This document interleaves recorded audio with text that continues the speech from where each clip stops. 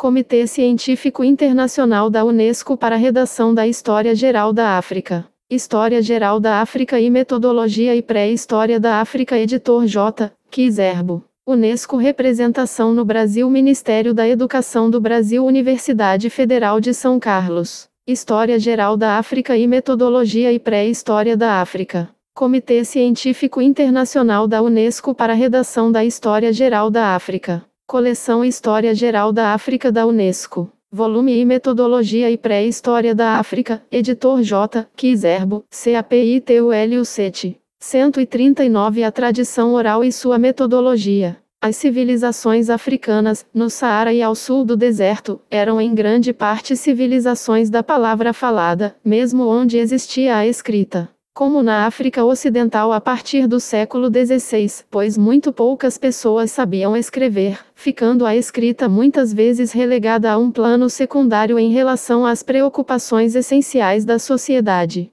Seria um erro reduzir a civilização da palavra falada simplesmente a uma negativa, ausência do escrever, e perpetuar o desdém inato dos letrados pelos iletrados, que encontramos em tantos ditados, como no provérbio chinês. A tinta mais fraca é preferível à mais forte palavra. Isso demonstraria uma total ignorância da natureza dessas civilizações orais. Como disse um estudante iniciado em uma tradição esotérica, o poder da palavra é terrível. Ela nos une, e a revelação do segredo nos destrói, através da destruição da identidade da sociedade, pois a palavra destrói o segredo comum. A civilização oral. Um estudioso que trabalha com tradições orais deve compenetrar-se da atitude de uma civilização oral em relação ao discurso, atitude essa, totalmente diferente da de uma civilização onde a escrita registrou todas as mensagens importantes. Uma sociedade oral reconhece a fala não apenas como um meio de comunicação diária, mas também como um meio de. A tradição oral e sua metodologia. J. Vancina. 140. Metodologia e Pré-História da África. Preservação da sabedoria dos ancestrais, venerada no que poderíamos chamar elocuções-chave, isto é, a tradição oral. A tradição pode ser definida, de fato, como um testemunho transmitido verbalmente de uma geração para outra. Quase em toda parte, a palavra tem um poder misterioso, pois palavras criam coisas. Isso, pelo menos, é o que prevalece na maioria das civilizações africanas. Os Dogon sem dúvida expressaram esse nominalismo da forma mais evidente. Nos rituais constatamos em toda parte que o nome é a coisa, e que dizer é fazer. A oralidade é uma atitude diante da realidade e não a ausência de uma habilidade. As tradições desconcertam o historiador contemporâneo, imerso em tão grande número de evidências escritas, vendo-se obrigado, por isso, a desenvolver técnicas de leitura rápida, pelo simples fato de bastar a compreensão a repetição dos mesmos dados em diversas mensagens. As tradições requerem um retorno contínuo à fonte. Foucault, do Zaire, diz, com razão, que é ingenuidade ler um texto oral uma ou duas vezes e supor que já o compreendemos. Ele deve ser escutado, decorado, digerido internamente, como um poema, e cuidadosamente examinado para que se possam apreender seus muitos significados, ao menos no caso de se tratar de uma elocução importante. O historiador deve, portanto, aprender a trabalhar mais lentamente, refletir, para embrenhar-se numa representação coletiva, já que o corpus da tradição é a memória coletiva de uma sociedade que se explica a si mesma. Muitos estudiosos africanos, como Amadou Ampateba ou Bobo Ama muito eloquentemente têm expressado esse mesmo raciocínio. O historiador deve iniciar-se, primeiramente, nos modos de pensar da sociedade oral, antes de interpretar suas tradições. A natureza da tradição oral. A tradição oral foi definida como um testemunho transmitido oralmente de uma geração a outra. Suas características particulares são o verbalismo e sua maneira de transmissão, na qual difere das fontes escritas. Devido à sua complexidade, não é fácil encontrar uma definição para a tradição oral que dê conta de todos os seus aspectos. Um documento escrito é um objeto, um manuscrito. Mas um documento oral pode ser definido de diversas maneiras, pois um indivíduo pode interromper seu testemunho, corrigir-se, recomeçar, etc. Uma definição um pouco arbitrária de um testemunho poderia, portanto, ser todas as declarações feitas por uma pessoa sobre uma mesma sequência de acontecimentos passados, contanto que a pessoa não tenha adquirido novas informações entre as diversas. 141 A tradição oral e sua metodologia. Declarações. Porque, nesse último caso, a transmissão seria alterada e estaríamos diante de uma nova tradição. Algumas pessoas, em particular especialistas como os griots, conhecem tradições relativas a toda uma série de diferentes eventos. Houve casos de uma pessoa recitar duas tradições diferentes para relatar o mesmo processo histórico. Informantes de Ruanda relataram duas versões de uma tradição sobre os Tutsi e os Hutu. Uma, segundo a qual, o primeiro Tutsi caiu do céu e encontrou o Hutu na terra. E outra, segundo a qual Tutsi e Hutu eram irmãos. Duas tradições completamente diferentes, um mesmo informante e um mesmo assunto. É por isso que se inclui uma mesma sequência de acontecimentos na definição de um testemunho. Enfim, todos conhecem o caso do informante local que conta uma história compósita, elaborada a partir das diferentes tradições que ele conhece. Uma tradição é uma mensagem transmitida de uma geração para a seguinte, mas nem toda informação verbal é uma tradição. Inicialmente, distinguimos o testemunho ocular, que é de grande valor, por se tratar de uma imediata, não transmitida, de modo que os riscos de distorção do conteúdo são mínimos. Aliás, toda tradição oral legítima deveria, na realidade, fundar-se no relato de um testemunho ocular. O boato deve ser excluído, pois, embora certamente transmita uma mensagem, é resultado, por definição, do ouvir dizer. Ao fim, ele se torna tão distorcido que só pode ter valor como expressão da reação popular diante de um determinado acontecimento, podendo, no entanto, também dar origem a uma tradição, quando é repetido por gerações posteriores. Resta, por fim, a tradição propriamente dita, que transmite evidências para as gerações futuras. A origem das tradições pode, portanto, repousar num testemunho ocular, num boato ou numa nova criação baseada em diferentes textos orais existentes, combinados e adaptados para criar uma nova mensagem. Mas somente as tradições baseadas em narrativas de testemunhos oculares são realmente válidas, o que os historiadores do Islã compreenderam muito bem. Desenvolveram uma complicada técnica para determinar o valor dos diferentes hadiths, ou tradições que se pretendiam palavras do profeta, recolhidas por seus companheiros. Com o tempo, o número de hadiths tornou-se muito grande, e foi necessário eliminar aqueles para os quais a cadeia de informantes, isnad, que ligava o erudito que as havia registrado por escrito a um dos companheiros do profeta não podia ser estabelecida.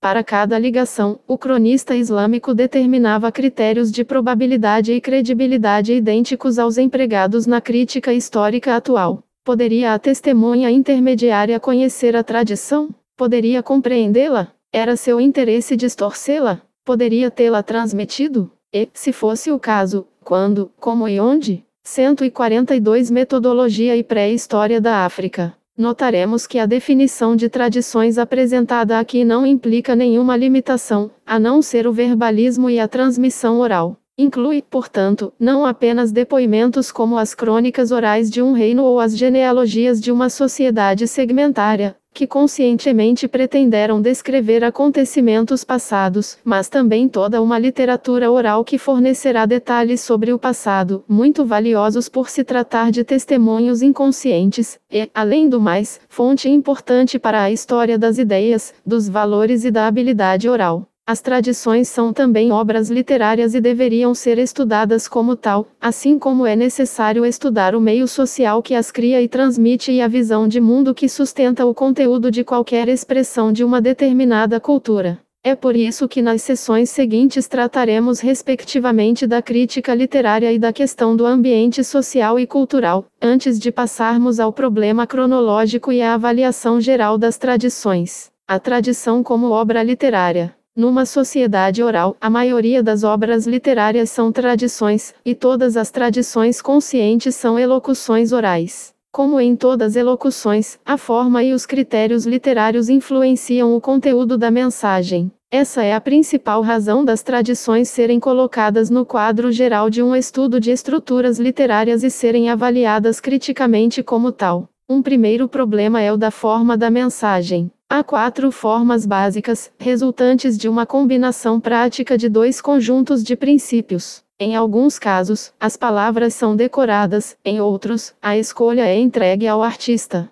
Em alguns casos, uma série de regras formais especiais são sobrepostas à gramática da língua comum, em outros, não existe tal sistema de convenções. Formas fundamentais das tradições orais: conteúdo fixo livre, escolha de palavras. Forma estabelecida: poema, epopeia livre, fórmula narrativa. 143 A tradição oral e sua metodologia. O termo poema é apenas um rótulo para todo o material decorado e dotado de uma estrutura específica, incluindo canções. O termo fórmula é um rótulo que frequentemente inclui provérbios, charadas, orações, genealogias, isto é, tudo que é decorado, mas que não está sujeito a regras de composição, a não ser as da gramática corrente. Em ambos os casos, as tradições compreendem não só a mensagem, mas também as próprias palavras que lhes servem de veículo. Teoricamente, portanto, um arquétipo original pode ser reconstruído, exatamente como no caso das fontes escritas. Podem-se construir argumentos históricos sobre as palavras e não apenas sobre o sentido geral da mensagem. Todavia, acontece muitas vezes com as fórmulas, e menos com os poemas, ser impossível reconstruir arquétipos devido ao grande número de interpolações. Por exemplo, quando se reconhece que o lema de um clã é o produto de uma série de empréstimos de outros lemas, sem que se possa identificar aquilo que constituía o enunciado original e específico. Pode-se muito bem compreender por que as fórmulas se prestam tão facilmente à interpolação. Na realidade, não existe nenhuma regra formal que impeça esse processo. As fontes fixas são, em princípio, as mais valiosas, pois sua transmissão é mais precisa. Na prática, raras são as que têm o propósito consciente de transmitir informações históricas. Além disso, é nesse caso que encontramos arcaísmos por vezes inexplicados. Nas línguas bantu, seu significado pode ser descoberto, pois é grande a probabilidade de uma língua vizinha ter conservado uma palavra com a mesma raiz que o arcaísmo em questão. Em outros casos, devemos nos conformar com o comentário do informante, que pode repetir um comentário tradicional ou inventá-lo. Infelizmente, esse tipo de registro oral vem carregado de alusões poéticas, imagens ocultas, jogo de palavras com múltiplos significados. Não só é impossível compreender qualquer coisa dessa elocução hermética sem um comentário, mas também, muitas vezes, só o autor conhece todos os aspectos do seu significado. Mas ele não transmite tudo no comentário explicativo, de qualidade variável, que acompanha a transmissão do poema. Essa peculiaridade é bastante comum, especialmente no que se refere aos poemas ou canções panegíricos da África Meridional, Tswana, Soto, Oriental, a região lacustre, Central, Luba, Congo, ou Ocidental, Ijo. A denominação epopeia significa que o artista pode escolher suas próprias palavras dentro de um conjunto estabelecido de regras formais, como as rimas, os padrões tonais, o número de sílabas, etc. Esse caso específico não deve ser confundido com as peças literárias longas, de estilo heróico, como as narrativas de Sundiata, Moindo, Zaire e muitas outras. No gênero de que tratamos, a tradição inclui a mensagem e a estrutura formal, nada mais. Muitas vezes. 144 Metodologia e pré-história da África. Entretanto, encontramos versos característicos, que servem para preencher espaço ou que simplesmente lembram ao artista o quadro ou a estrutura formal. Alguns desses versos provavelmente datam da criação da epopeia. Tais epopeias existem na África? Acreditamos que sim, e que algumas formas poéticas, de Ruanda especialmente, assim como as canções fábulas dos Fang, Camarões Gabão, pertencem a essa categoria. Devemos notar que não se pode reconstruir um verdadeiro arquétipo para esses poemas épicos porque a escolha das palavras é deixada ao artista. Todavia, é preciso salientar que os requisitos da forma são tais que, provavelmente, todas as versões de uma epopeia baseiam-se num único original, o que frequentemente é demonstrado pelo estudo das variantes. A última categoria é a das narrativas, que compreendem a maioria das mensagens históricas conscientes. Nesse caso, a liberdade deixada ao artista permite numerosas combinações, muitas remodelações, reajustes dos episódios, ampliação das descrições, desenvolvimentos, etc. Torna-se, então, difícil reconstruir um arquétipo. O artista é completamente livre, mas somente do ponto de vista literário. O seu meio social pode, às vezes, impor-lhe uma fidelidade rígida às fontes. Apesar dessas dificuldades, é possível descobrir a origem híbrida de uma tradição pela coleta de todas as suas variantes, inclusive das que não são consideradas históricas, e recorrendo-se às variantes originárias dos povos vizinhos. Assim, pode-se, por vezes, passar imperceptivelmente do mundo da história para o País das Maravilhas. Por outro lado, eliminam-se as versões orais que não são baseadas em narrativas de testemunho ocular. Essa abordagem crítica é essencial. Toda literatura oral tem sua própria divisão em gêneros literários. O historiador não só tentará apreender o significado desses gêneros para a cultura que está estudando, mas também colherá ao menos uma amostra representativa de cada um, pois em todos eles pode-se esperar encontrar informações históricas, além do que, as tradições que o interessam particularmente são mais fáceis de se compreender quando analisadas no contexto geral. Já a própria classificação interna fornece indicações valiosas. Assim, podemos descobrir se os transmissores de uma obra literária fazem distinção, por exemplo, entre as narrativas históricas e as de outros tipos. Os gêneros literários também estão sujeitos a convenções literárias, cujo conhecimento é fundamental para se compreender o verdadeiro sentido da obra. A questão nesse caso não é mais de regras formais, mas de escolha de termos, expressões, prefixos pouco usuais, vários tipos de licença poética. Uma atenção maior deve ser dada às palavras ou expressões que possuem múltiplas reverberações. Além disso, os termos-chave, intimamente ligados à estrutura. 145 A tradição oral e sua metodologia social, a concepção do mundo, e praticamente intraduzíveis, exigem que se faça uma interpretação à luz do contexto literário no qual aparecem. É impossível coligir tudo. O historiador vê-se obrigado, portanto, a levar em consideração requisitos práticos e deverá se dar por satisfeito uma vez obtida uma amostra representativa de cada gênero literário.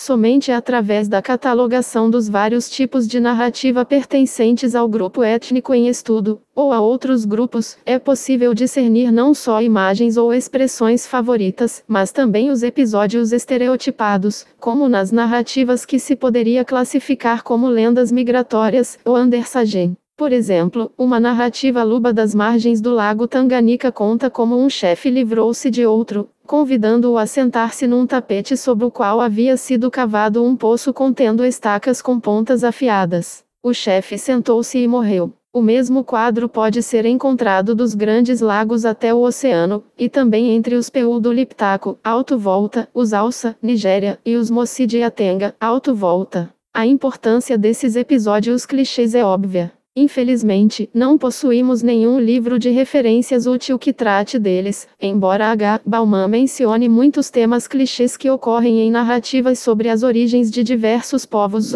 Já é tempo de se estabelecerem catálogos práticos para a pesquisa desses estereótipos. Os chamados índices de motivos populares, Folk Motive Index, são de difícil manuseio e confusos, pois se baseiam em características de menor importância, escolhidas arbitrariamente, enquanto, nas narrativas africanas, o episódio representa uma unidade natural em um catálogo. Uma vez encontrado um clichê desse tipo, não é correto rejeitar toda a tradição, ou mesmo a parte que contém essa sequência de eventos, como destituída de valor. Devemos, sim, explicar por que o clichê foi utilizado. No caso mencionado, ele simplesmente explica que um chefe elimina outro e acrescenta uma descrição de como isso foi feito, que é fictícia mas agrada aos ouvintes. Com mais frequência, perceberemos que esse tipo de clichê constrói explicações e comentários para dados que podem ser perfeitamente legítimos. A crítica literária levará em consideração não apenas os significados literal e pretendido de uma tradição, mas também as restrições impostas, para a expressão da mensagem, por requisitos formais e estilísticos. Avaliará o efeito da distorção estética, muito frequente. Afinal, mesmo as mensagens do passado não devem ser enfadonhas demais. É neste ponto que a observação das representações sociais. Bauman, H.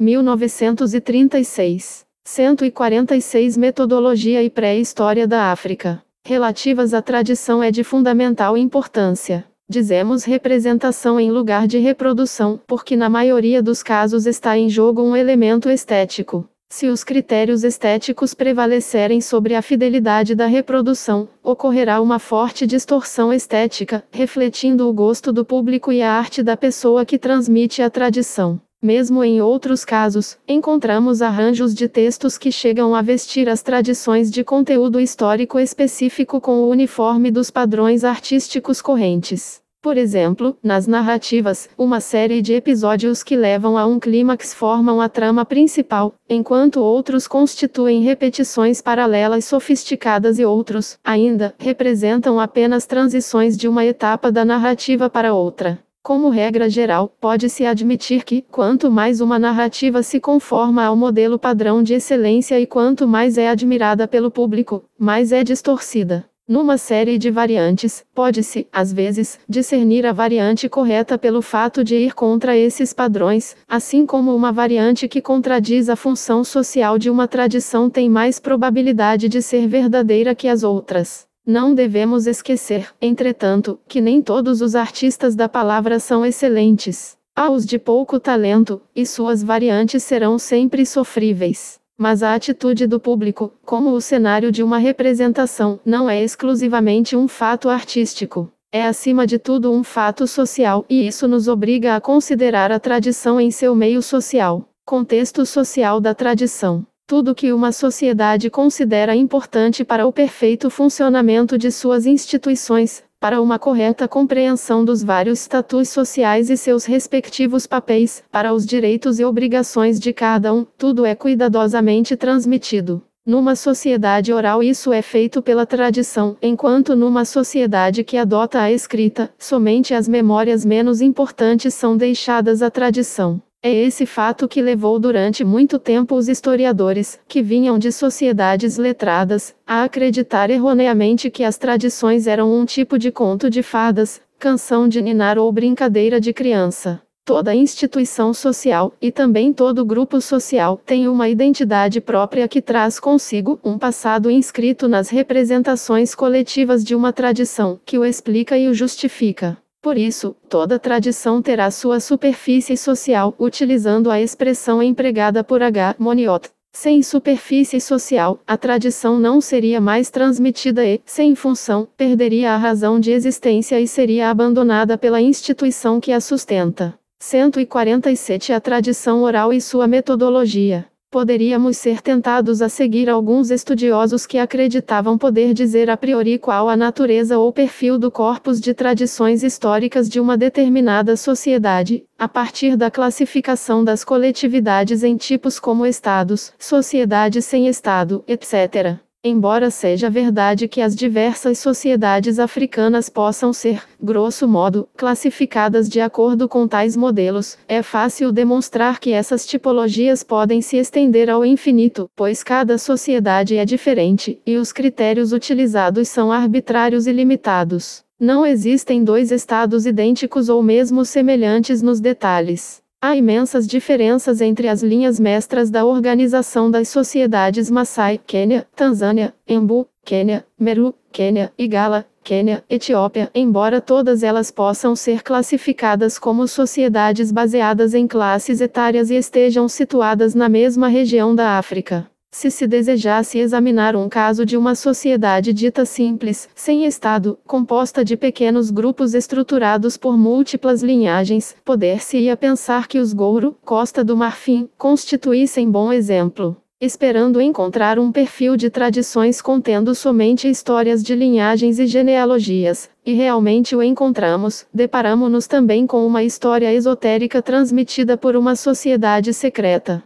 Tomemos o caso dos Tonga do Zâmbia. Encontramos novamente a história da linhagem, mas também histórias de centros rituais animados pelos fazedores de chuva. Não há uma única sociedade desse tipo que não apresente uma instituição importante e inesperada. Entre os estados, o caso extremo é, certamente, o do reino dos Batek, Tio, em que a tradição real não remonta a mais do que 2 gerações, embora os reinos devam ter tradições muito antigas. Podemos ir mais longe no tempo coligindo as tradições dos símbolos mágicos dos nobres do que seguindo as tradições relativas ao símbolo real. Generalizações apressadas sobre o valor das tradições seriam absolutamente despropositadas. O perfil de um determinado corpus de tradições só pode ser determinado a posteriori. É evidente que as funções preenchidas pelas tradições tendem a distorcê-las. É impossível estabelecer uma lista completa dessas funções, em parte porque uma tradição pode assumir diversas funções e pode desempenhar um papel mais ou menos preciso ou difuso em relação a elas, mas principalmente porque a palavra função é por si só confusa. É utilizada com frequência para descrever tudo o que serve para fortalecer ou manter a instituição da qual depende. Como a relação não é tangível, a imaginação pode produzir uma lista infinita de funções a preencher, não sendo possível nenhuma escolha. Entretanto, não é difícil distinguir certos propósitos precisos, manifestos ou latentes, assumidos por algumas tradições. Há, por exemplo, as cartas míticas. 148 Metodologia e pré-história da África. As histórias das dinastias, genealogias, listas de reis, que podem ser consideradas como verdadeiras constituições não escritas. Podemos ampliar essa categoria pela inclusão de todas as tradições que tratam dos assuntos públicos legais, por exemplo, as que mantêm os direitos públicos sobre a propriedade. Trata-se, geralmente, de tradições oficiais, uma vez que aspiram a uma legitimidade universal para a sociedade. As tradições particulares, associadas a grupos ou instituições incorporados a outros grupos, não serão tão bem conservadas, pois têm menor importância, embora, em geral, estejam mais próximas da verdade que as demais tradições.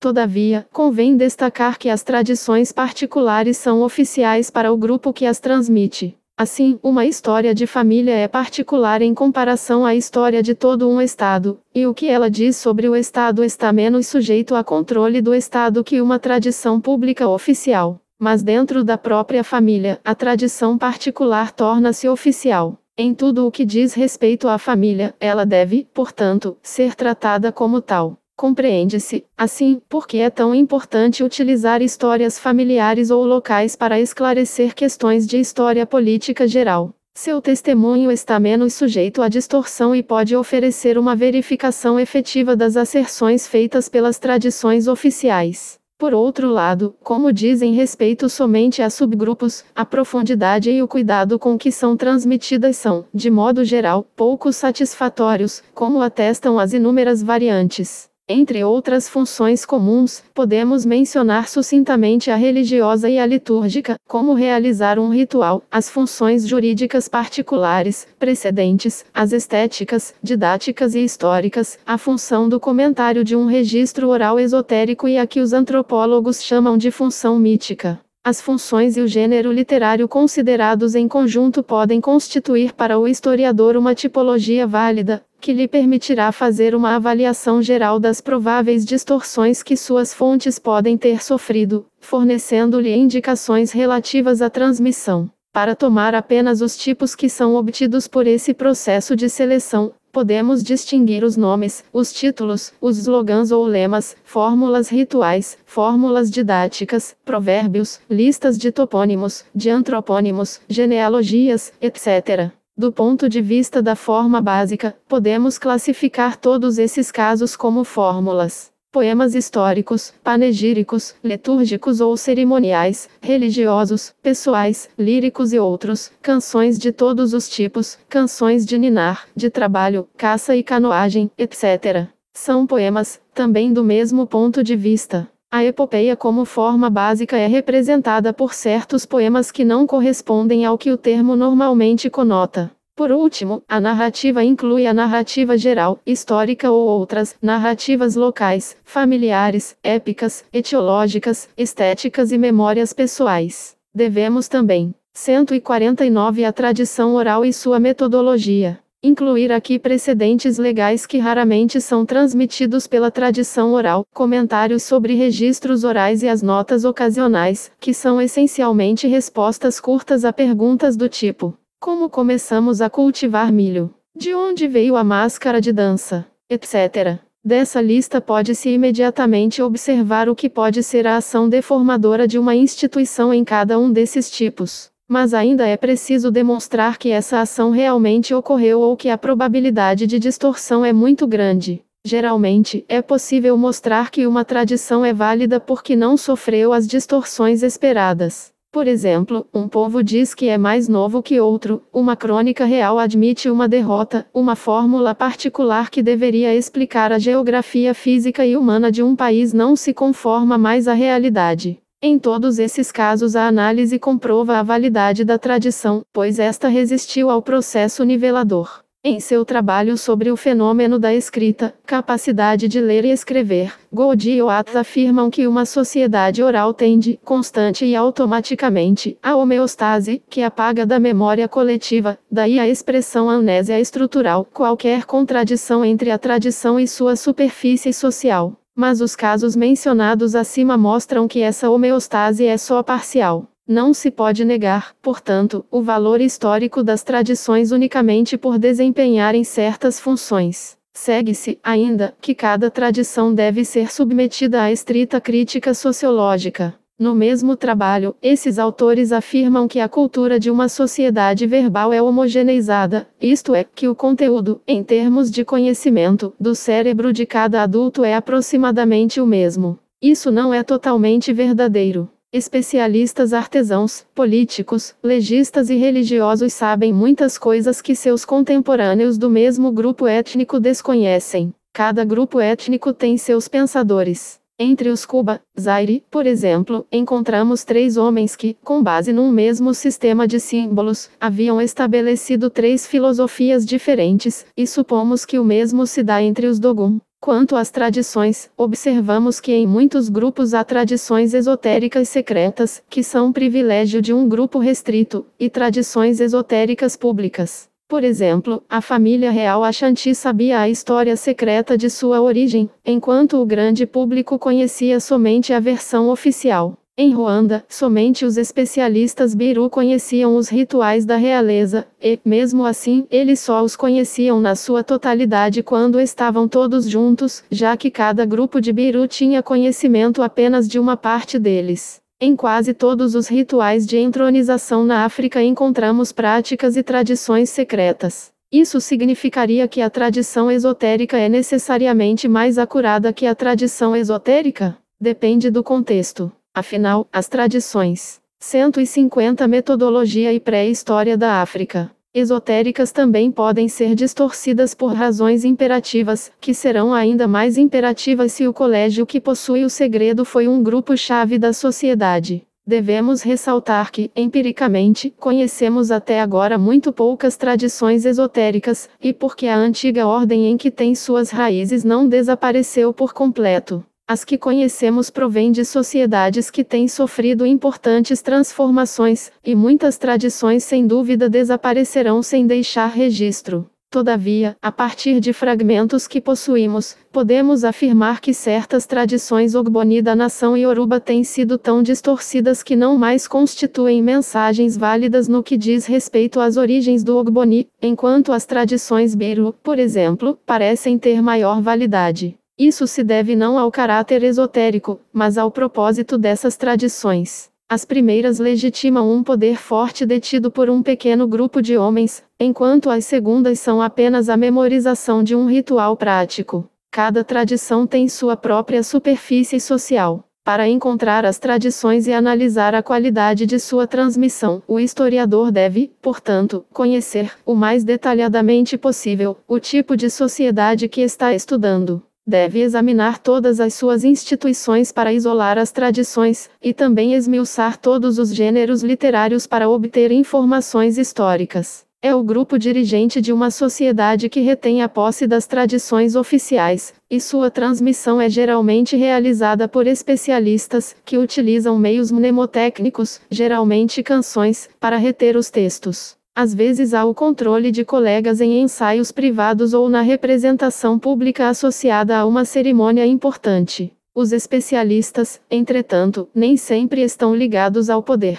É o caso dos genealogistas, dos tamborileiros de chefes ou de reis, dos guardas de túmulos 2 e dos pregadores de religiões nacionais. Mas há também especialistas em outros níveis. Entre os Xhosa, África do Sul, há mulheres especializadas na arte de representar histórias engraçadas, Ntsomi. Há também outros que sabem fazê-la, mas não se especializam nisso. Estes geralmente tomam parte em espetáculos populares. Alguns celebrantes de ritos religiosos também são especialistas em tradições orais. Os guardas dos Mondoro Shona, Zimbábue, conhecem a história dos espíritos confiados à sua guarda. Alguns, como os griotes, são trovadores que reúnem tradições em todos os níveis e representam os textos convencionados, diante de uma audiência apropriada, em certas ocasiões, casamento, morte, festa na residência de um chefe, etc. É raro não haver especialização, mesmo no nível da história da terra ou da família.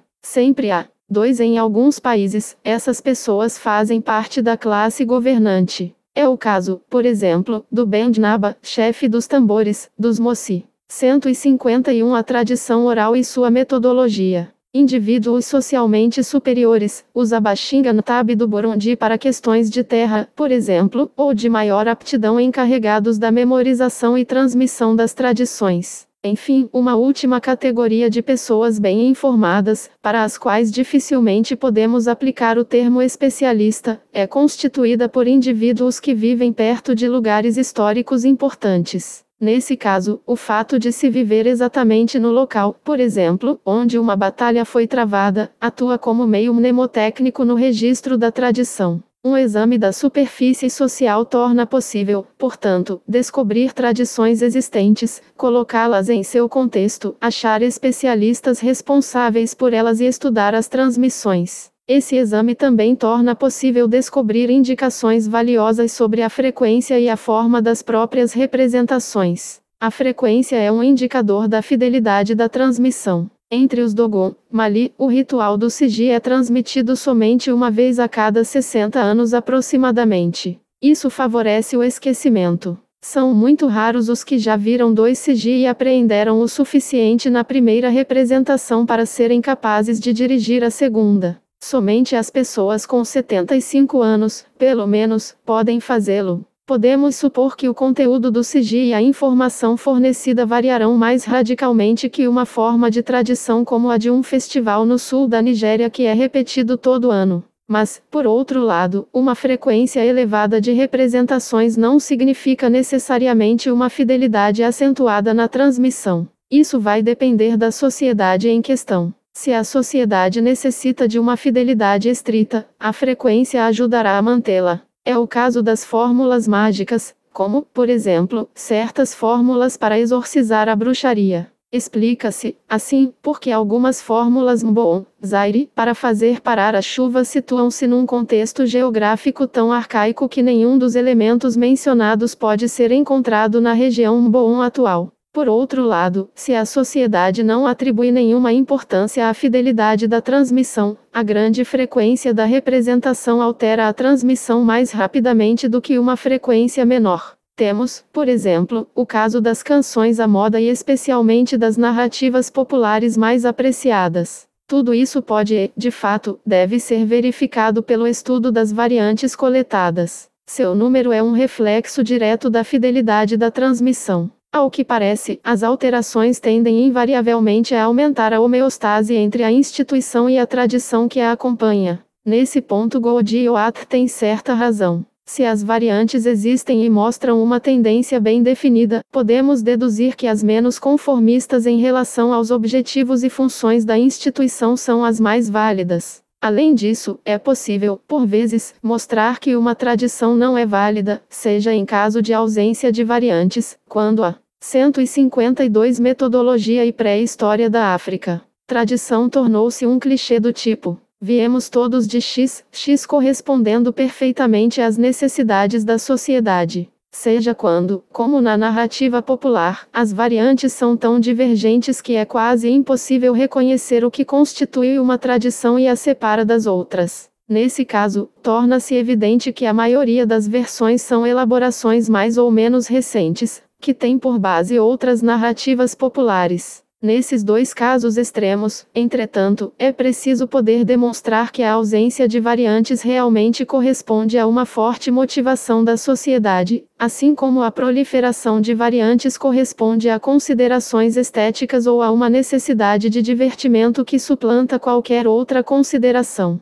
Ou, então, deve-se poder demonstrar que os postulados inconscientes da civilização homogeneizaram a tradição de maneira tal que esta se tornou um clichê sem variantes. É precisamente essa influência da civilização que deve ser examinada agora, feita a crítica sociológica. Estrutura mental da tradição. Por estrutura mental entendemos as representações coletivas inconscientes de uma civilização, que influenciam todas as suas formas de expressão e ao mesmo tempo constituem sua concepção do mundo. Essa estrutura mental varia de uma sociedade para outra. A nível superficial, é relativamente fácil descobrir parte dessa estrutura, através da aplicação de técnicas clássicas da crítica literária ao conteúdo de todo o corpus de tradições e da comparação desse corpus com outras manifestações, sobretudo as simbólicas, da civilização. A tradição sempre idealiza, especialmente no caso de poemas e narrativas. Ela cria estereótipos populares.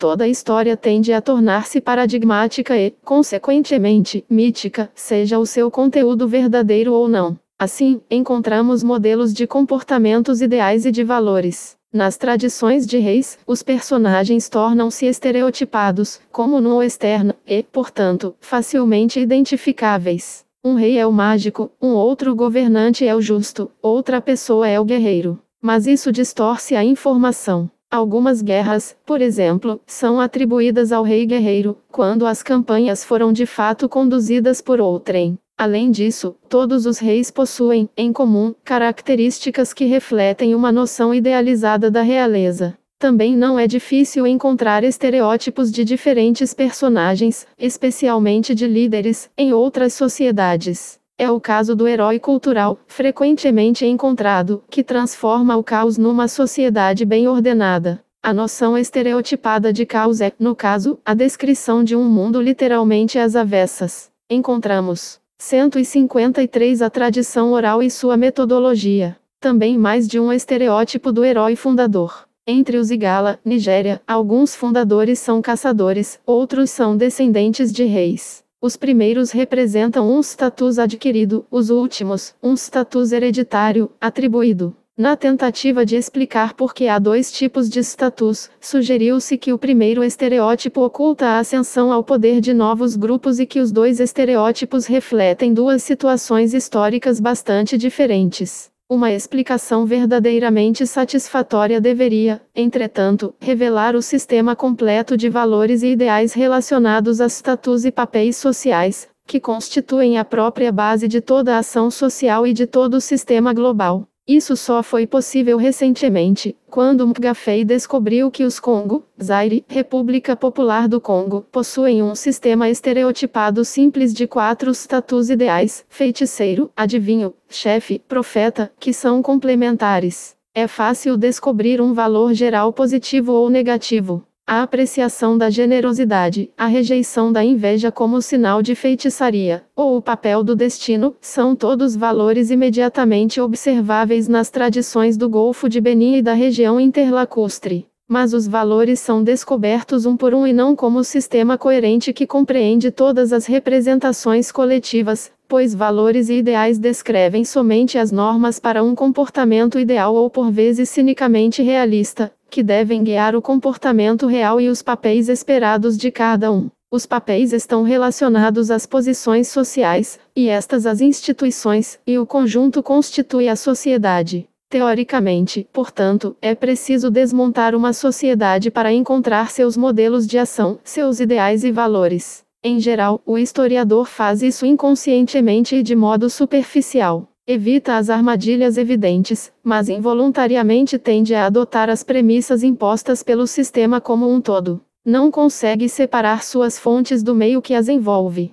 Falamos por experiência própria, após ter passado 18 anos tentando detectar relações desse tipo na distorção das tradições de origem Cuba, Zaire. Entre as representações coletivas que mais influenciam a tradição, notaremos sobretudo uma série de categorias de base que precedem a experiência dos sentidos. São as do tempo, do espaço, da verdade histórica, da causalidade. Há outras de menor importância como, por exemplo, a divisão do espectro em cores. Todo povo divide o tempo em unidades, baseando-se em atividades humanas ligadas à ecologia ou em atividades sociais periódicas, tempo estrutural. As duas formas de tempo são utilizadas em toda parte. O dia é separado da noite. É dividido em partes que correspondem ao trabalho ou refeições, e as atividades são relacionadas com a altura do sol, a voz de certos animais, para dividir as horas da noite, etc. Os meses, lunares, as estações e o ano são geralmente definidos pelo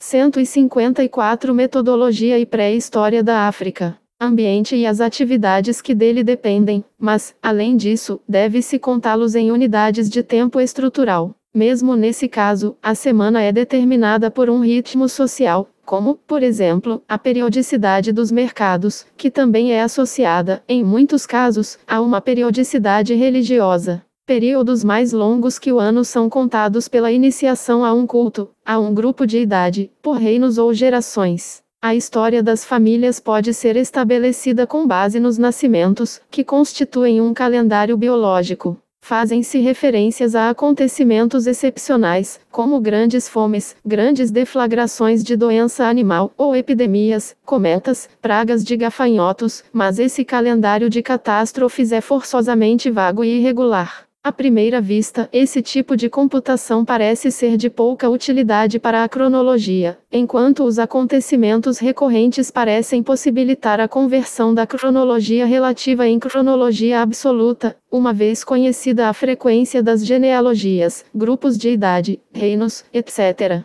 Voltaremos a esse assunto posteriormente. A profundidade temporal máxima alcançada pela memória social depende diretamente da instituição que está ligada à tradição. Cada instituição tem sua própria profundidade temporal. A história da família não remonta a um passado muito distante porque esta conta apenas 3 gerações, e porque, de modo geral, há pouco interesse em lembrar acontecimentos anteriores. Portanto, as instituições que englobam maior número de pessoas se prestam melhor a nos fazer mergulhar mais fundo no tempo. Isso se verifica para o clã, a linhagem máxima de descendência, o grupo de idade do tipo Maasai e a realeza. Na savana sudanesa, as tradições dos reinos e impérios de Tekrur, Gana e Mali, retomadas por autores árabes e sudaneses, remontam ao século XI. Às vezes, entretanto, todas as instituições são limitadas pela mesma concepção da profundidade do tempo como, por exemplo, entre os Batek, República Popular do Congo, onde tudo é remetido à geração do pai ou do avô.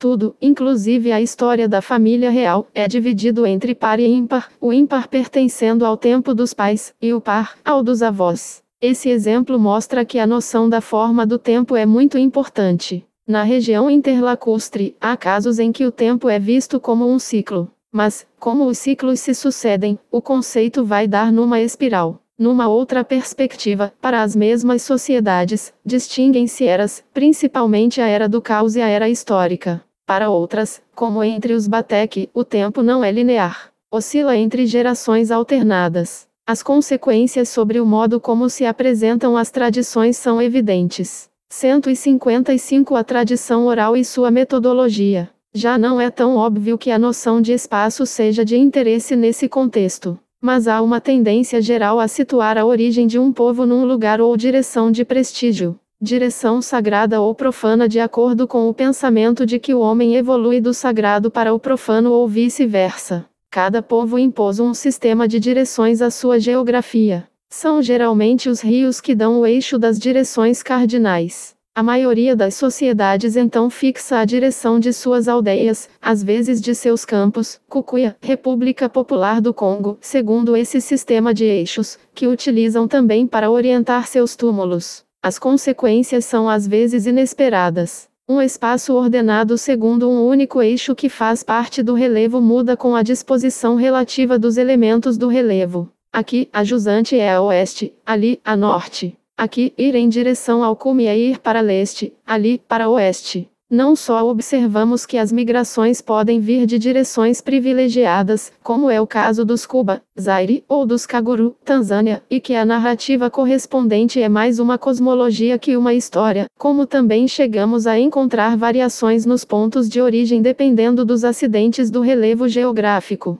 Somente as sociedades que se baseiam nos movimentos do Sol para determinar o eixo do espaço podem dar informação exata a respeito dos movimentos migratórios gerais. Esses povos infelizmente são uma minoria, exceto talvez na África Ocidental, onde a maioria refere-se ao leste como seu lugar de origem. A noção de causa está implícita em toda tradição oral. Geralmente, é apresentada na forma de causa imediata e separada para cada fenômeno. Cada coisa tem uma origem, que se situa diretamente no início dos tempos. Pode-se compreender melhor o que é a causalidade examinando-se as causas atribuídas ao mal. Muito frequentemente elas têm relação direta com a feitiçaria, os ancestrais, etc. E a relação é imediata. Resulta desse tipo de causalidade que a mudança é percebida sobretudo em alguns campos claramente definidos, como a guerra, sucessão real, etc., em que os estereótipos intervêm. Para terminar, salientamos que esse esboço da noção de causa é muito sumário e deve ser complementado por noções de causa mais complexas mas paralelas a estas e que afetam somente instituições sociais menores. Quanto à verdade histórica, está sempre estreitamente ligada à fidelidade do registro oral transmitido.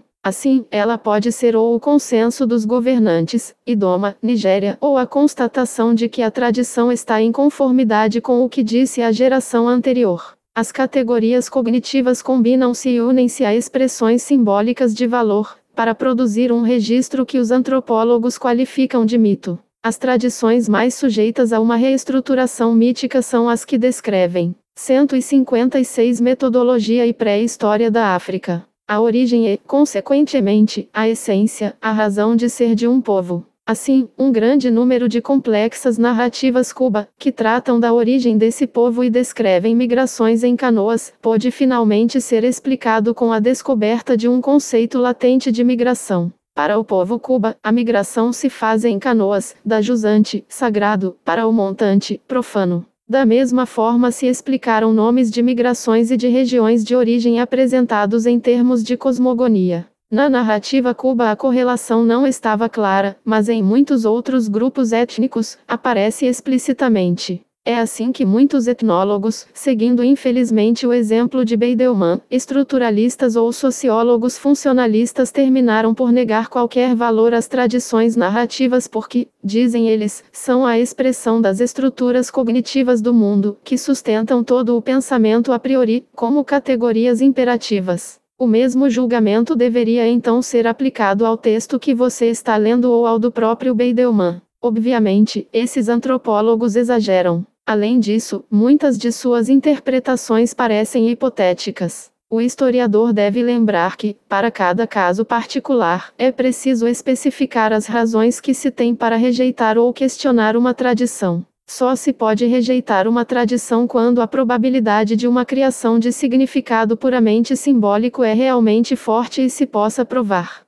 Pois, em geral, as tradições refletem tanto um mito, no sentido antropológico do termo, como informações históricas. Nessas circunstâncias, os manuais de história são textos de mitologia, já que todo estereótipo que se origina de um sistema de valores e interesses é não só uma mensagem mítica, mas também um código secreto histórico à espera de decifração. A cronologia. Sem cronologia, não há história, pois não se pode distinguir o que precede do que sucede. A tradição oral sempre apresenta uma cronologia relativa, expressa em listas ou em gerações. Em geral, essa cronologia permite situar todo o conjunto de tradições da região em estudo no quadro da genealogia ou da lista de reis ou de grupos de idade que abrange a mais ampla área geográfica, mas não permite estabelecer a sequência relativa aos acontecimentos exteriores àquela região particular. Grandes movimentos históricos e mesmo certas evoluções locais passam despercebidos ou restam duvidosos, porque a unidade disponível para a cronologia é geograficamente muito restrita. A genealogia familiar é válida apenas para determinada família e para a aldeia ou aldeias que ela habita. 157 A tradição oral e sua metodologia. A cronologia do Zembu, Quênia, por exemplo, é baseada em grupos de idade que cobrem apenas uma diminuta área territorial, na qual os jovens são iniciados ao mesmo tempo. As cronologias relativas devem, portanto, ser associadas e, se possível, convertidas em cronologias absolutas. Mas antes há um outro problema a ser resolvido: o de se assegurar que as informações utilizadas correspondem a uma realidade não distorcida pelo tempo. Torna-se cada vez mais claro que a cronologia oral está sujeita a processos de distorção concomitantes e que agem em sentidos opostos. Às vezes encurtam e às vezes prolongam a verdadeira duração dos acontecimentos passados. Há também uma tendência a regularizar as genealogias, as sucessões e a sequência de grupos de idade, para conformá-las às normas ideais da sociedade no momento. Do contrário, os dados forneceriam precedentes para litígios de todo tipo. O processo homeostático é bastante real. Em certos casos especiais, como em Ruanda, por exemplo, a tarefa de gerir a tradição recai sobre um complexo grupo de especialistas, cujas afirmações têm sido corroboradas por escavações arqueológicas. Etnólogos mostraram que as sociedades chamadas segmentárias tendem a eliminar ancestrais inúteis, isto é, os que não deixaram descendentes que ainda vivam e constituam um grupo separado. Isso explica por que a profundidade genealógica de cada grupo numa determinada sociedade tende a permanecer constante. Somente os ancestrais úteis são utilizados para explicar o presente. Isso leva, por vezes, a uma grande condensação da profundidade genealógica. Além do mais, acidentes demográficos às vezes reduzem um ramo de descendentes a um número tão pequeno, em comparação com outros ramos descendentes dos irmãos e irmãs do fundador do primeiro ramo, que este não pode mais existir paralelamente aos grandes grupos vizinhos, sendo então absorvido por um deles. A genealogia será reajustada, e o fundador do grupo pequeno substituído pelo do grupo maior, que o absorve. A genealogia é, assim, simplificada. A identidade de um grupo étnico em geral é expressa por um único ancestral colocado na origem de uma genealogia. É o primeiro homem, um herói fundador, etc. Será o pai ou a mãe do primeiro ancestral útil. Desse modo, a lacuna entre a origem e a história consciente fica escamoteada. A operação de todo esse processo infelizmente levou, muitas vezes, a uma situação em que é praticamente impossível remontar, com segurança, a mais do que umas poucas gerações. Acreditava-se que muitas sociedades africanas, e especialmente as monarquias, tivessem escapado a esse processo. Não havia razão para que a lista de sucessão dos reis estivesse incorreta, que sua genealogia fosse duvidosa, exceto que, algumas vezes, era falsificada quando uma dinastia substituía outra e se apoderava da 158 Metodologia e Pré-História da África. Genealogia da precedente a fim de se legitimar. O número de reis e gerações continuava aparentemente correto.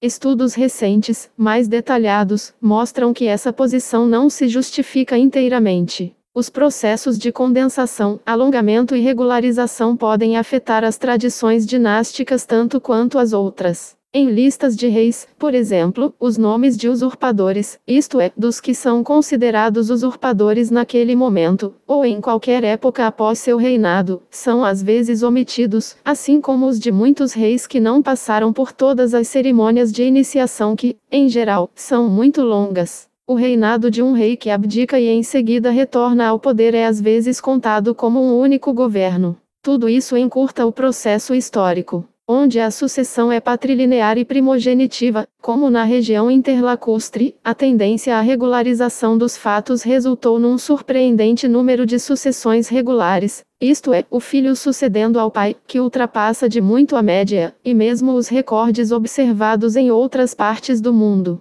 Esse processo de regularização produziu uma genealogia típica, retilínea, desde os mais antigos tempos até o século XIX aproximadamente, quando se tornou arborescente. O resultado é o alongamento da dinastia pelo aumento do número de gerações, uma vez que os colaterais são apresentados como pais e filhos. A confusão entre homônimos e entre nome de reino ou título e nome pessoal, assim como outros detalhes desse tipo, pode estender ou encurtar a lista. Como, durante os tempos coloniais, especialmente em regiões sob administração indireta, era forte a pressão para alongar as dinastias, pois as sociedades europeias, como muitas africanas, têm um grande respeito pela antiguidade. Empregaram-se todos os meios possíveis, mesmo ambíguos, com aquela finalidade. Todos os nomes foram, então, utilizados. Ciclos de nomes reais foram desdobrados, se necessário, ou agrupados. Podaram-se os ramos colaterais a fim de alongar-se o tronco.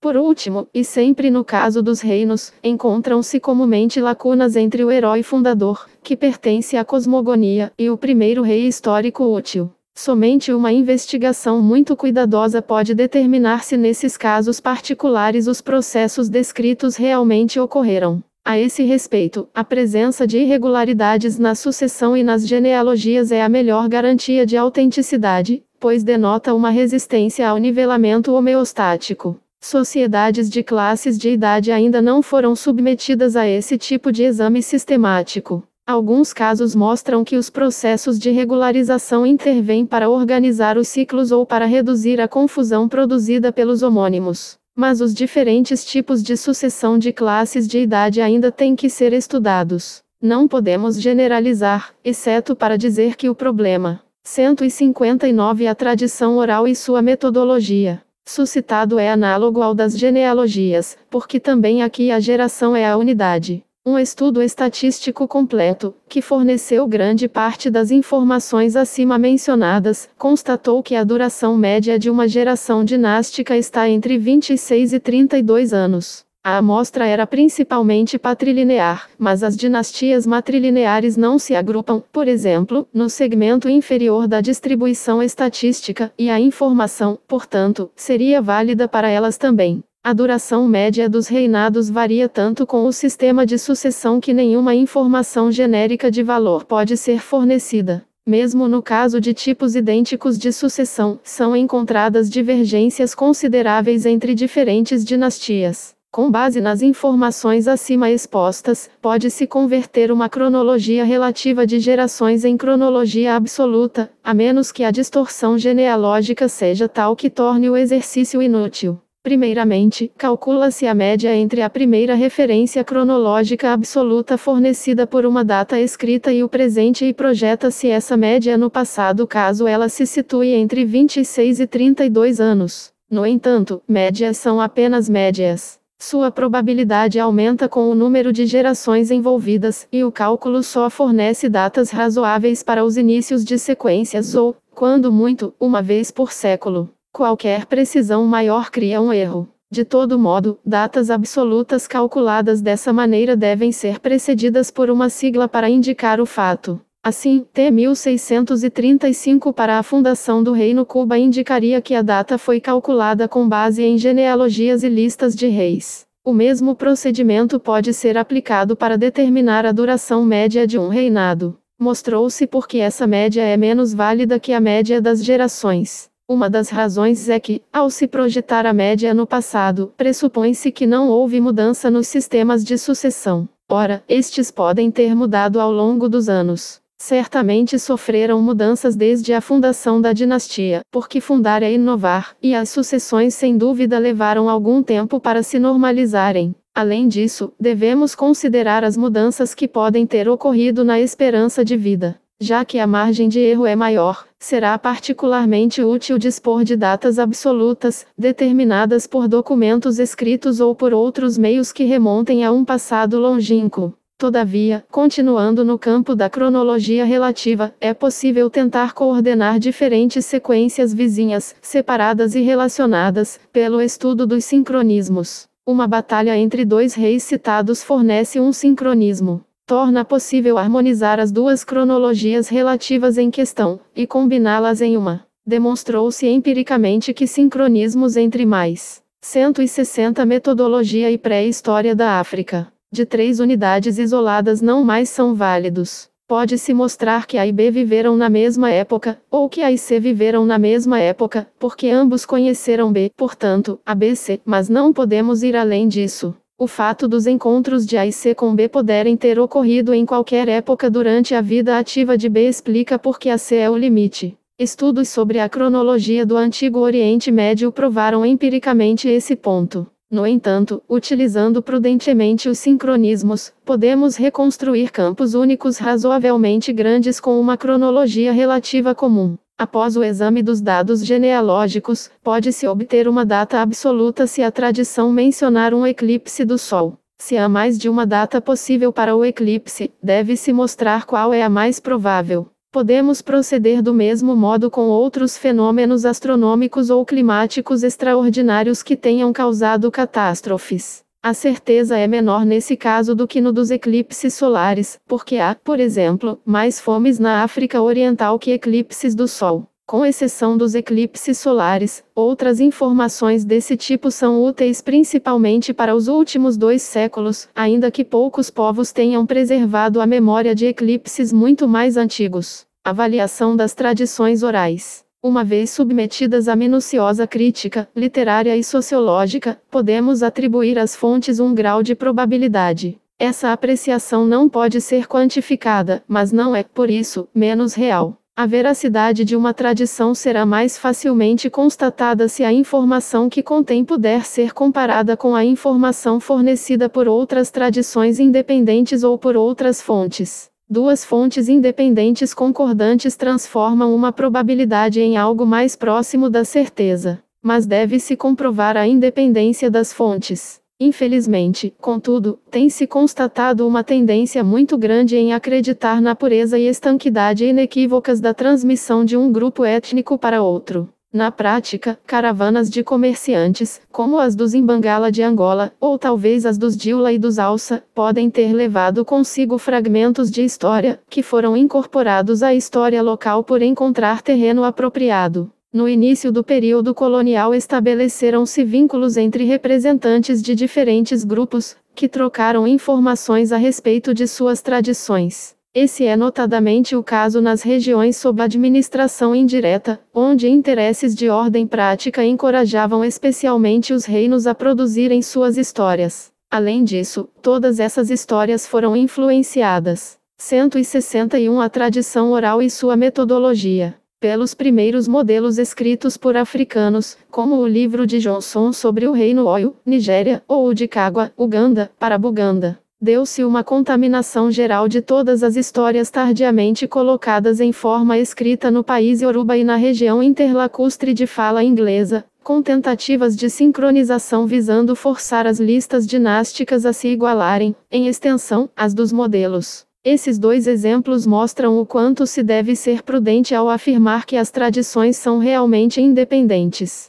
Deve-se pesquisar os arquivos, estudar os contatos pré-coloniais e ponderar tudo cuidadosamente, antes de se fazer qualquer julgamento. A comparação com dados escritos ou arqueológicos pode fornecer a confirmação de independência desejada. Mas, ainda neste caso, é preciso que a independência seja comprovada. O fato de autóctones atribuírem tradicionalmente um sítio visível aos primeiros habitantes do país, devido à presença no local de traços de ocupação humana muito diferentes dos deixados pelos habitantes atuais, não significa que se possa automaticamente fazer a mesma atribuição. As fontes não são independentes pois o sítio é atribuído a essas populações por um processo lógico e a priorístico. É um caso de iconatrofia. Essa constatação dá origem a interessantes especulações, especialmente no que diz respeito aos chamados vestígios de Telen do país Dogon, Mali, assim como ao sítio Sirikwa, Quênia, para citar somente 2 exemplos bem conhecidos. Contudo, os casos famosos dos sítios de Cumbi Salé, Mauritânia, e do Lago Kizali, Zaire, mostram que a arqueologia pode, às vezes, fornecer provas surpreendentes da validade de uma tradição oral.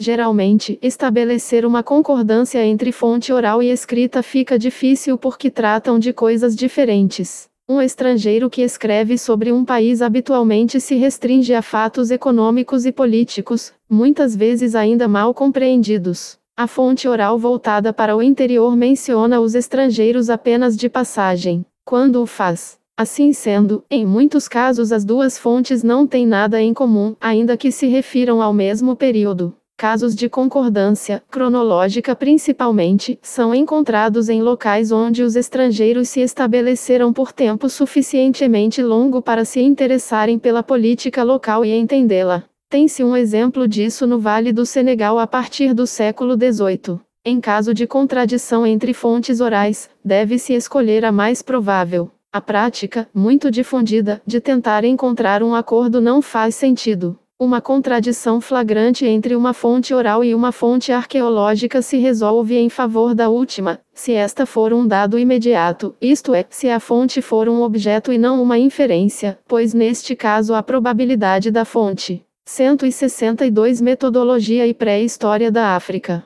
Oral pode ser maior. Um conflito entre uma fonte escrita e uma oral se resolve exatamente como se tratasse de duas fontes orais. Devemos ter em mente que a informação quantitativa escrita, de modo geral, é mais digna de confiança, mas que a informação oral relativa aos motivos é geralmente mais precisa que a das fontes escritas. Por fim, cabe ao historiador tentar estabelecer o que é mais provável. Num caso extremo, se dispomos de apenas uma fonte oral, cujas prováveis deformações podemos demonstrar, devemos interpretá-la tendo em conta as deformações e utilizá-la. Enfim, acontece frequentemente de o historiador não se sentir satisfeito com as informações orais de que dispõe. Pode registrar o seu descrédito em relação à validade das informações, mas, na falta de algo melhor, é obrigado a utilizá-las, enquanto outras fontes não forem descobertas. Coletânea e publicação. Conclui-se de tudo o que foi dito acima que todos os elementos que permitam aplicar a crítica histórica às tradições devem ser reunidos em campo.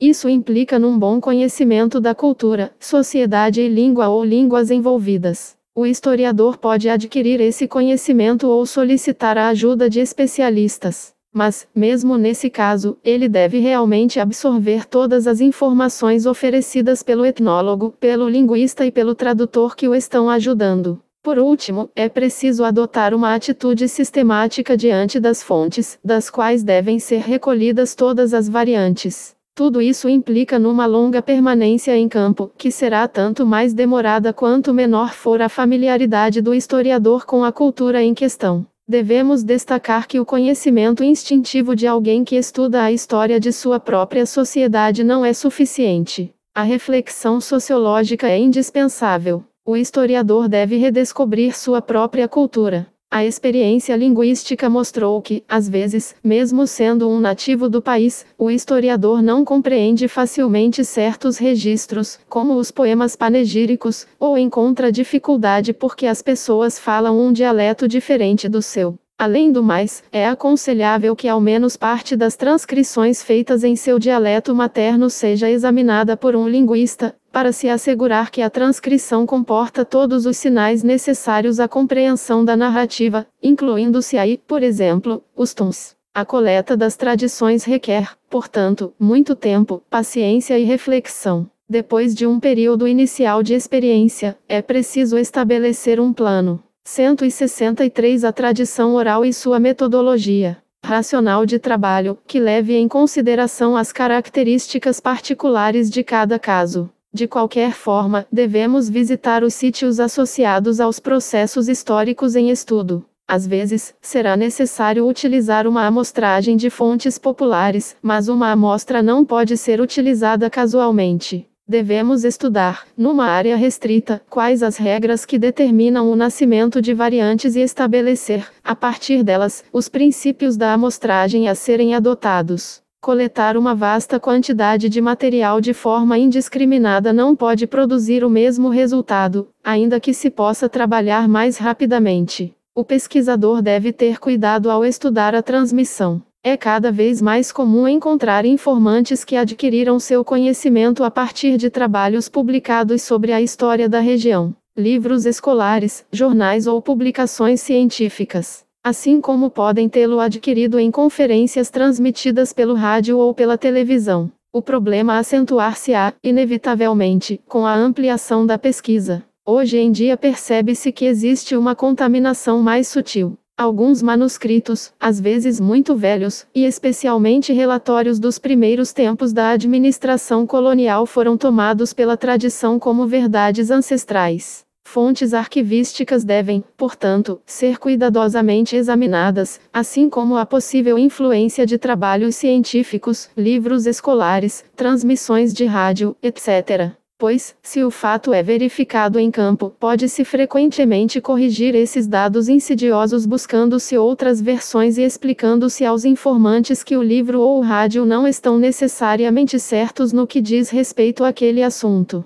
Mas, uma vez longe do campo, será tarde demais. É preciso estruturar a pesquisa de acordo com uma nítida tomada de consciência histórica. Não é possível recolher todas as tradições. Tentar fazê-lo só nos levaria a uma massa confusa de informações. É necessário primeiramente saber quais os problemas históricos que se quer estudar e então procurar as fontes correspondentes. Ao eleger um objeto de estudo, o pesquisador deve, evidentemente, ter interiorizado a cultura em questão. Ele pode, então, como acontece frequentemente, voltar seu interesse para a história política. Mas pode também optar por questões da história social, econômica, religiosa, cultural ou artística, etc. Para cada caso, a estratégia utilizada na coleta da tradição será diferente. A maior deficiência das pesquisas que se fazem atualmente é a falta de consciência histórica. Há uma forte tendência em se deixar guiar pelo que se encontra. Falta de paciência é outro perigo.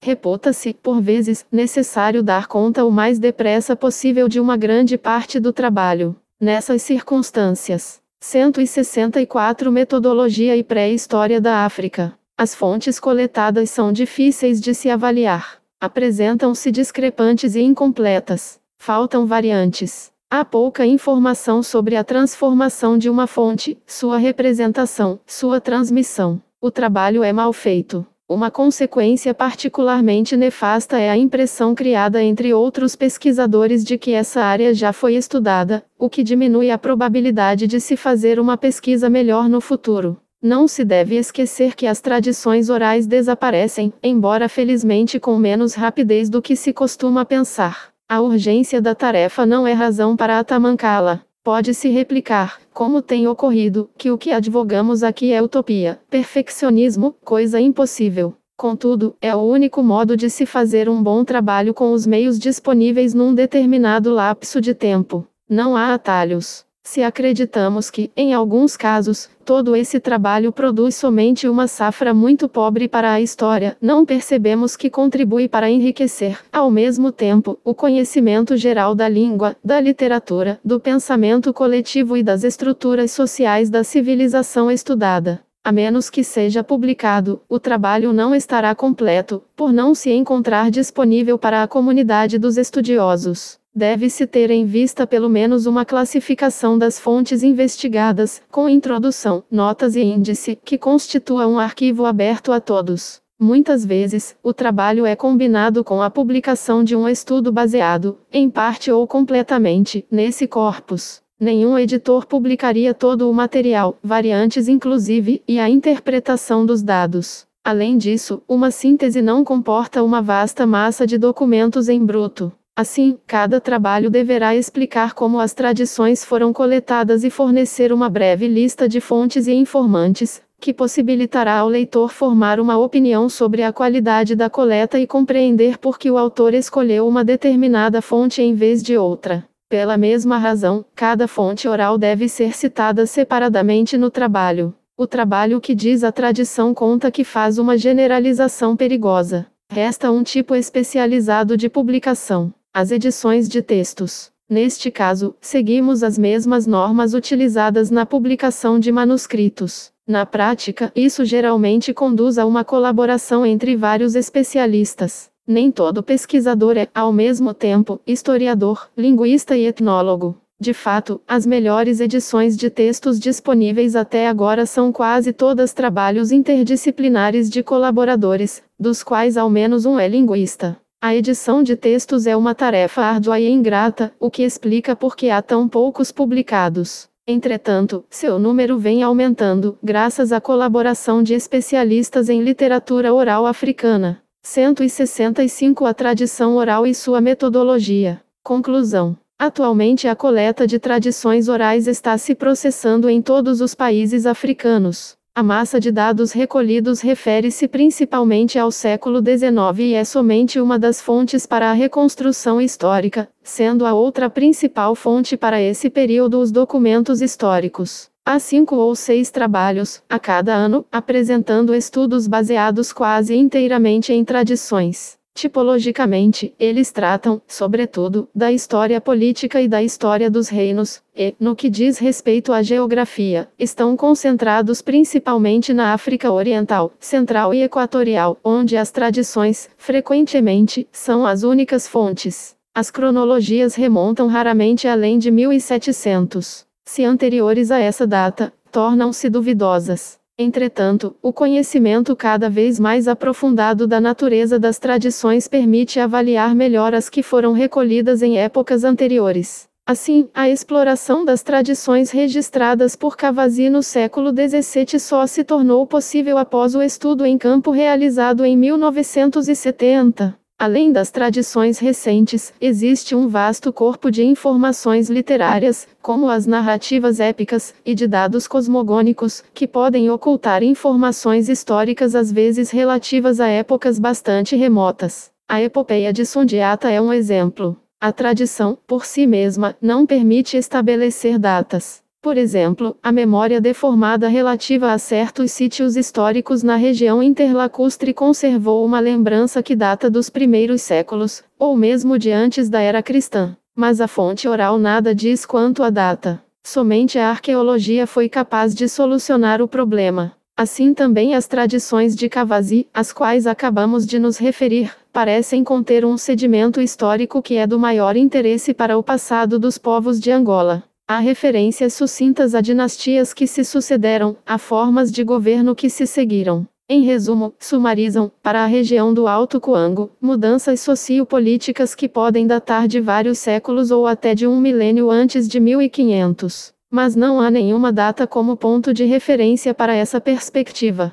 Existe uma última armadilha a ser notada. Muito frequentemente a coleta de tradições ainda parece superficial, e sua interpretação muito literal, muito colada à cultura em questão. Esse fenômeno vem reforçar a imagem de uma África cuja história consiste apenas em origens e migrações, o que, sabemos, não é verdade. Mas devemos admitir que essa é a imagem refletida pelas tradições que procuram estabelecer uma identidade. A superficialidade da interpretação e a coleta pouco sistemática de material, além do mais, dão margem à maioria. 166 Metodologia e Pré-História da África. Das críticas dirigidas contra a utilização das tradições orais, especialmente entre os etnólogos. A experiência prática provou que o valor maior das tradições reside em sua explicação das mudanças históricas no interior de uma civilização. Isso é tão verdadeiro que, como se pode comprovar em quase toda a parte, apesar da abundância de fontes escritas relativas ao período colonial, temos de recorrer constantemente aos testemunhos oculares ou à tradição para completá-las, a fim de tornar inteligível a evolução do povo. Mas constatamos também que as tradições são geralmente enganadoras no que diz respeito à cronologia e aos dados quantitativos. Além disso, qualquer mudança inconsciente, porque lenta demais, uma mutação associada a uma ideologia religiosa, por exemplo, escapa à memória da sociedade. Podemos encontrar apenas indicações fragmentárias de mudanças nos registros que não tratam explicitamente da história e, ainda assim, através de um complicado exercício de interpretação. Isso mostra que a tradição oral não é uma panaceia para todos os males. Mas na prática, ela se revela uma fonte de primeira ordem para os últimos séculos. Para um período anterior, seu papel se reduz, tornando-se mais uma ciência auxiliar da arqueologia. Em relação às fontes linguísticas e etnográficas, ainda não foi suficientemente explorada, embora em princípio esses 3 tipos de fontes devessem, em conjunto, trazer importante contribuição ao nosso conhecimento da África antiga, assim como faz a arqueologia. As tradições têm comprovado seu valor insubstituível. Não é mais necessário convencer os estudiosos de que as tradições podem ser fontes úteis de informação. Todo historiador está ciente disso. O que devemos fazer agora é melhorar nossas técnicas de modo a extrair das fontes toda a sua riqueza potencial. Essa é a tarefa que nos espera.